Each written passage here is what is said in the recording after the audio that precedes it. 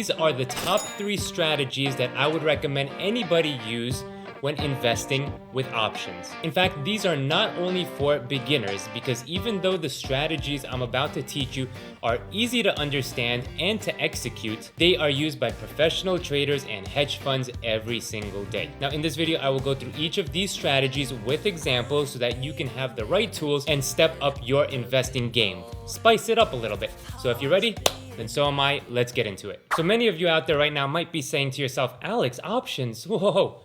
Those are risky. I'm scared. Get out.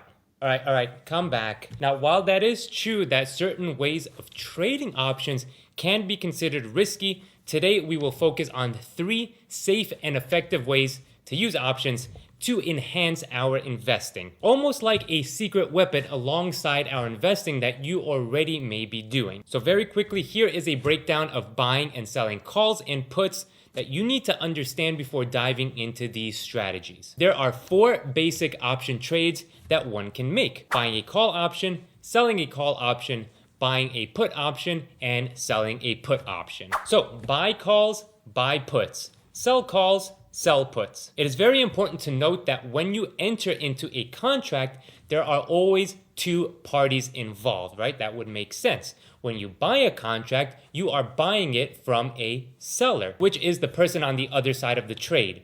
When you sell a contract, you are selling to, you guessed it, a buyer of the contract. Now, taking this one step further, this also means that when you buy a contract, you pay money to buy that contract, right? And this is called the premium. And when you sell a contract, you are getting paid because you're selling, right? This makes sense. And you're collecting money, you are collecting the premium. Now, each of these option contracts have certain characteristics. Each option contract has a strike price, an expiration date, and a premium price. Now, when putting that together with these 4 basic trades, here's what you get. Buying a call gives the buyer the right, but not the obligation, to buy stock at a given strike price on or before the expiration date. You pay a premium to buy this option contract. Now let's take a look at buying a put. When you buy a put, this gives the buyer the right, but not the obligation, to sell stock at a given strike price on or before the expiration date. Again, you pay a premium to buy a put contract. Selling a call. Selling a call gives the seller the obligation to sell shares at a given stock price on or before the expiration date. When you sell a call, you collect a premium for doing so. Selling puts gives the seller the obligation to buy shares at a given strike price on or before the expiration date. And again, when you are selling a put contract, you are receiving money for doing so. You're receiving the premium. For the first strategy, we are going to focus on the following scenario. You want to buy stock in company X and invest in that company for the long term. Great, well, how do we do that? Well, you go to your brokerage account, you search for the company, and just buy shares, right? Yes, but there is a better way to do it. We are going to use one of the 4 option trades that we went over to make a better investment by buying stock at a lower price than it is trading at and getting paid for doing so. Alex, how would that even be possible? Well, I'm glad you asked, and I know you did ask. We are going to sell puts in order to enter into the stock. Now, let's take a look at what selling a put means again. When you sell a put, that gives the seller, which is you, the obligation to buy shares of a company at a given strike price on or before the expiration date. And remember, when you sell a put contract, you are getting paid cash from the buyer of that contract. Now, a few things to keep in mind when selling puts. One option contract controls 100 shares of the company. So when you sell one put, that is equivalent to 100 shares. You will also need enough cash in your brokerage account to buy 100 shares of that company at your strike price. Now, here is a fair warning. Do not ever sell a put contract without having the money to buy 100 shares of that company. In fact, many brokerages won't even allow you to sell options without having collateral. But just always keep this in mind when selling. The cash you have in your brokerage will be used as collateral because the idea of this trade is that we are going to buy 100 shares of that company, so you need the cash to do so. So let's say company X is trading right now on the market for $50. You say to yourself, $50? Kind of steep to pay this. I want to pay $48 for it, for example. You are then going to sell a put contract with a strike price of $48. So you pick the strike price of $48 and you also pick an expiration date. Now, once you sell that put contract, you will get paid a premium, cash money deposited into your account right away. For doing this, you will put up the collateral. Remember, the cash needed to buy the 100 shares of the company. Remember, you already have the cash because that's what you initially wanted to do, right? You initially wanted to go out on the open market and just buy the shares. So we have the cash. Now, if company X reaches the strike price before the expiration date, then you will be obligated to buy the shares at that price. So if the stock is at $50 and it drops to $49, let's say, then nothing happens, right? Because it didn't reach your strike price. Oh, but what's this? The stock is going down, down, down, and boom, it hits $48. Well, now we are forced to buy the shares at $48, which is exactly what we wanted. So it's a win-win. We wanted to pay less money for the stock while at the same time collecting that premium. And we've accomplished both, right? By selling these put contracts. This strategy is famously used by hedge funds to get into their stock position. They value the company and say, well, at this price, I wouldn't buy the stock, but if the stock drops 5%, 10%, whatever the case may be, then we would feel comfortable buying it. So what do? They sell puts. They get paid a nice premium for doing so, and if the stock drops to their strike price, then they get into the investment. Now, if the stock doesn't reach the price, then guess what? You still get to keep the premium paid to you by the buyer of that contract. So it is a good deal all around. All right, next strategy. So let's say that you have a portfolio of stocks that you are invested in for the long term. Now here is the question.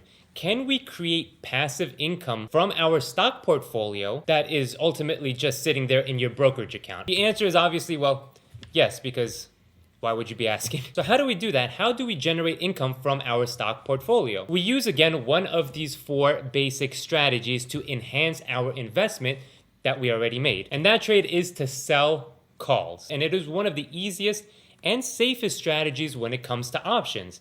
Now remember, selling calls gives the seller the obligation to sell shares at a given stock price on or before the expiration date. When you sell a call, you collect a premium for doing so. Now, how does this apply to our situation? Well, let's say you own 100 shares of company X. You bought the shares at $50 and now they are sitting nicely at $75. Nice profit. And you decide you want to make some income off of your shares, so you decide to sell a call against your stock. So if you have 100 shares, you can sell 1 covered call. Now, when I say covered call, that just means that the trade is covered by the 100 shares of which you own that will be used as collateral. So here is the process. We will pick a strike price that is above the current price of the stock. So let's say the stock is $75, maybe we pick an $80 strike price, and we also pick an expiration date. So let's say it's 1 month from now. We sell the call option and we collect cash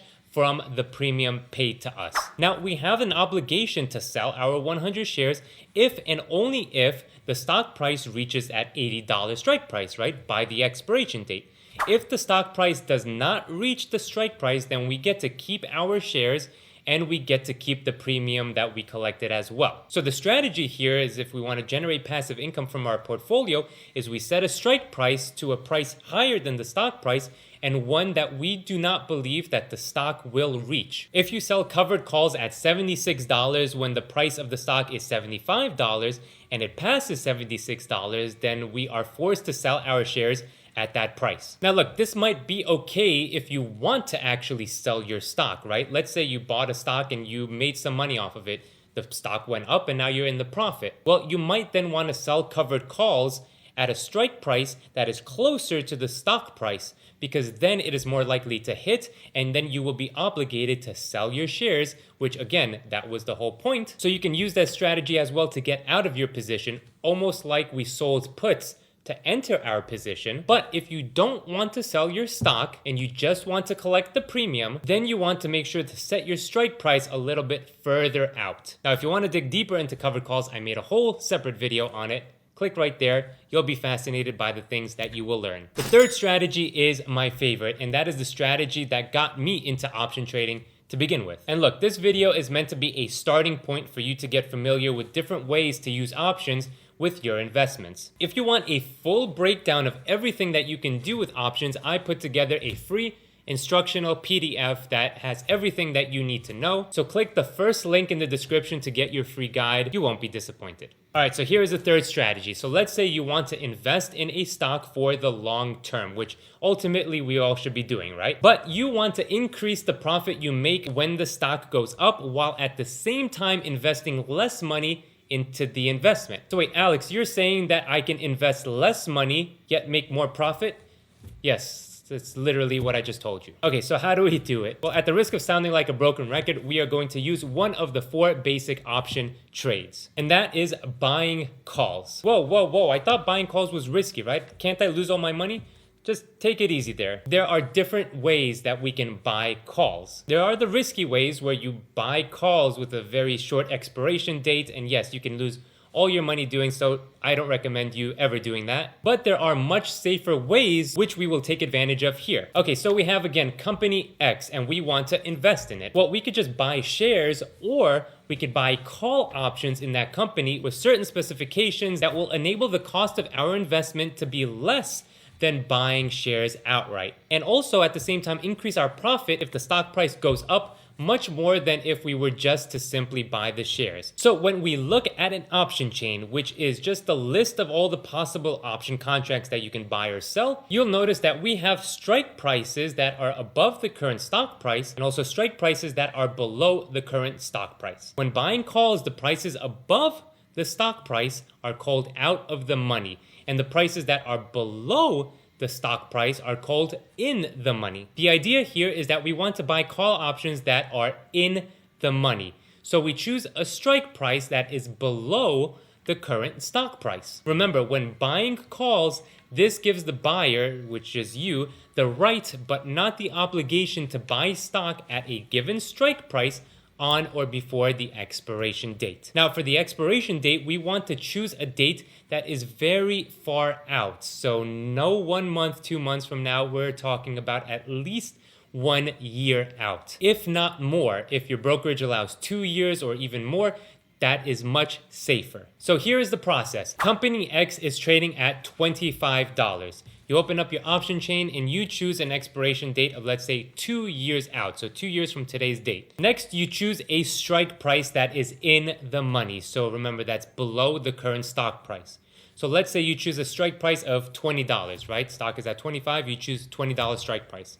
Now, what's going to happen is that at the end of the expiration period, if the stock stays above $20, then you have the right, if you want to purchase shares of that company, right? Purchase shares of that stock at $20. Well, guess what? If the stock is now $50, then we can execute our contract, buy the stock at $20 and sell it right away for $50, right? So that's pretty cool. But then here's the even cooler part. Because you are holding onto the option contract instead of the stock itself, the volatility of the option contract is higher than the underlying stock.